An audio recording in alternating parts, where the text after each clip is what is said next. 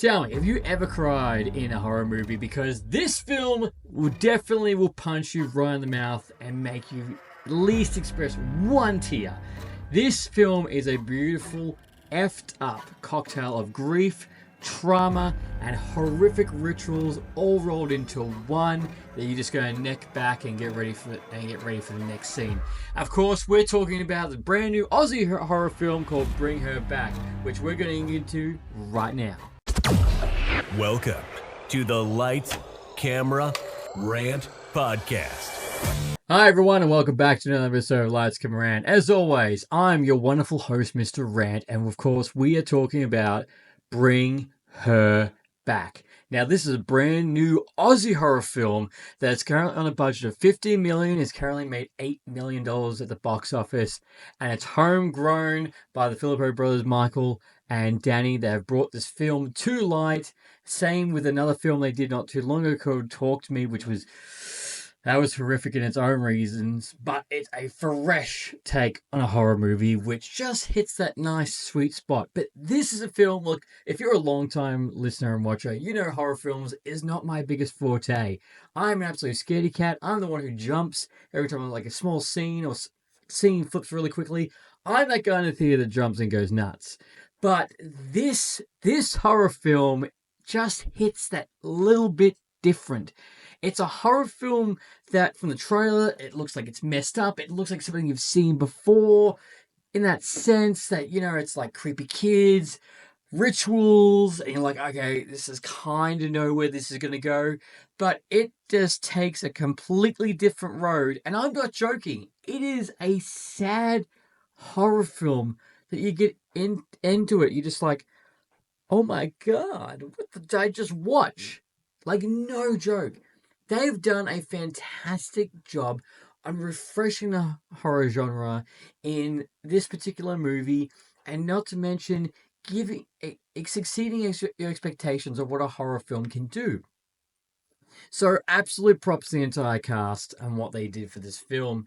So we meet Andy and Piper. They are step siblings, and you know they do get along. And he does look after her because she's blind. Unfortunately, this film does start with a bit of a kick in the dick with the fact that their father does die, falls in the shower and dies. So they get sent off to a foster family where we meet Laura, who's a little bit eccentric, a little bit weird, a little bit messed up because of the fact that she's still reeling over the fact that her daughter Kathy died drowning in the pool, and she has a kid, another foster kid called Oliver, who is really also weird at the same time. So you're very much basically staying in Andy's shoes of going, what fuck is going on? What is this weird woman? And not to mention, she's also very weird in the sense that she gets Andy to say weird things. They get drunk and makes Andy think he's pissed himself. That she takes him to the funeral and she makes him kiss his dead dad as a way of like saying goodbye. Like really gaslights him in the fact that, you know, he's mentally gone. He's a crazy kid because he's had issues in the past, which we also find out down the track. He also did strike Piper, which was a little because he didn't like her because, you know, his dad loved her more.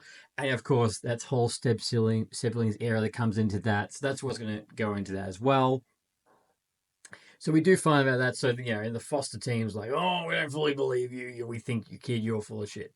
And Piper is lovely. She's absolutely lovely. And she's basically just the whole victim through this entire film of what's going on between, you know, she wants to be really close with Andy, her brother, which they have this really cute code word called grapefruit. It's like, you know, say grapefruit if you're going to say tell the truth. And that's a really cute scene. But as things just start going further down the hill, you find out Laura is part of... Oh, okay, of course. Spoilers.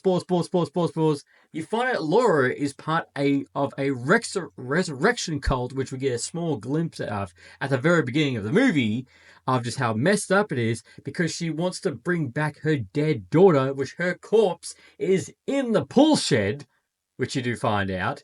And basically the resurrection thing is that you have to sacrifice someone to bring her back. So she's literally got Oliver, this kid who's a missing kid, captured him, has a demon inside the kid to help bring back her daughter. So she's trying to get Andy out. She's fully messed up, and she's trying to kill Piper, because basically you have to kill him the same way that the person you're trying to bring back died. So it just gets messed up really quickly. There's also, I did mention that this is also very cringe. There is 2 scenes in this film that it's not about blood or gore. It's just makes it literally, it's been a very long time since I've watched a film and I've gone, oh my God, I can't watch that. I can't watch that.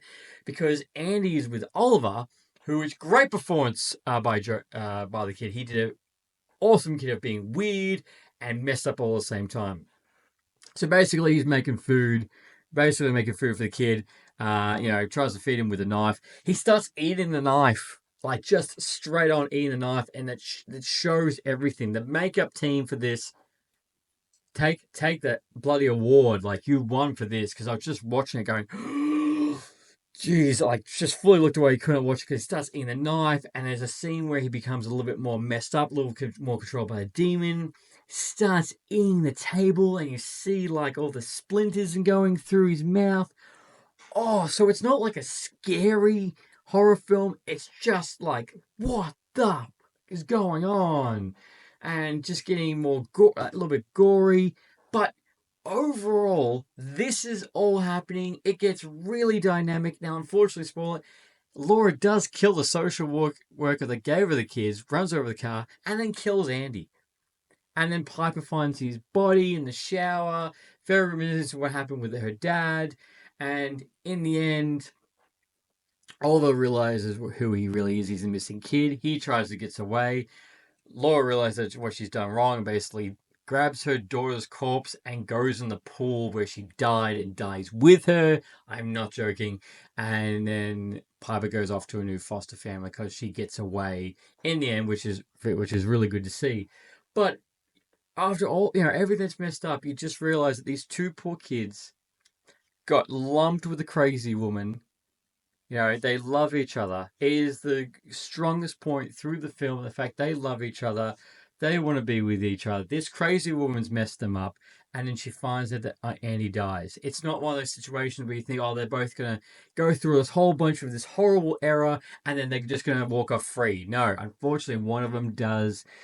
It's Andy who's just been trying to protect Piper the entire time, and he still cops it in a terrible way too. Not like going through like a wood chipper or anything, but just in a very subtle. You poor son of a bitch. And I almost, when I got to the end of the film, I was just like, I could really shed a tear right now. That was just sad, just over sad, and it's not something.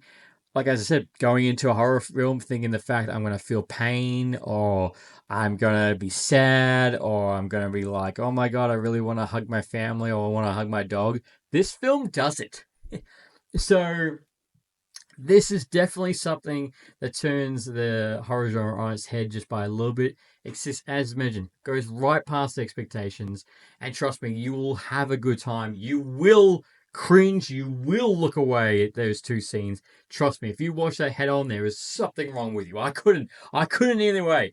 But I definitely highly recommend this movie. Again, a big shout out for Sony for giving me the invite to go see an early screening of this. This was brilliant. If there's one horror movie that you need to see in 2025, it is Bring Her Back. That's got the official Mr. Rant stamp of approval, and you need to go check that out. But look, if you have seen the film, definitely let me know what you think about the comments. I'd love to hear your feedback. Did you really like it? Did you hate it? Or the fact that you think this was nothing new and this was just an absolutely D movie? Or did this give you a good surprise and did this make a little teary at the end? Let me know in the comments. And as always, until next time, happy ranting. Thanks for listening to Lights, Camera, Rant.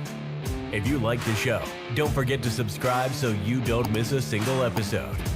While you're at it, leave us a rating and review, and be sure to tell your friends. Until next time, happy ranting.